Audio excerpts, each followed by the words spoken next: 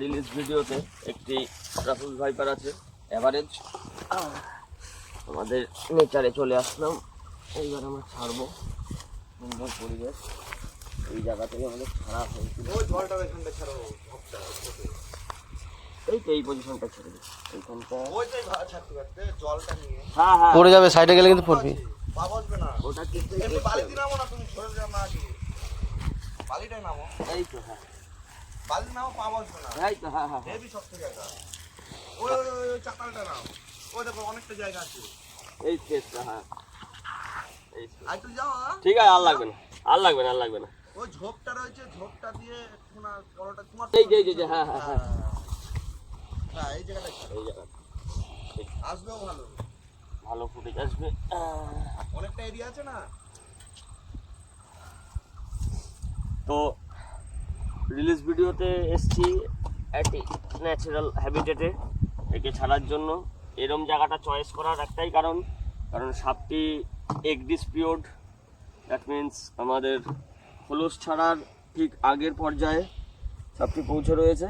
খোলসটি পেকে গেছে, খোলসটি ছাড়বে। তো যার জন্য এটি একটি অ্যাভারেজ অ্যাডাল্ট মেল আছে। তো আমি চাইবো একে একটুখানি জলের ধার দেখিয়ে ছাড়তে, সেই জন্য এই জায়গাটি চয়েস করা, যাতে এ কিছুটা জলের চাহিদাও মিটিয়ে নিতে পারে। আমি একটু জলের দিকেই ছেড়ে দেবো ওকে, যাতে একটু যদি জল খাবার আসতে। ঠিক আছে, যাবি জলের দিকে যা।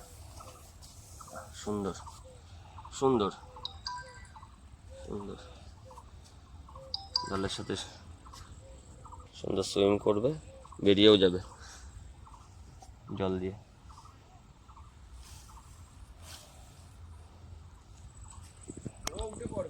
হ্যাঁ উঠে পড়বে,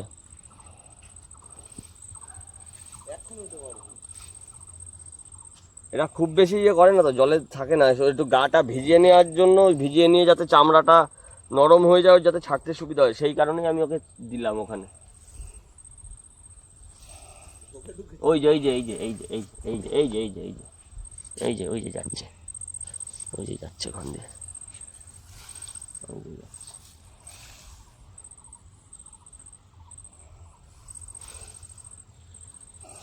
ডুব দিয়েছে। সুন্দর।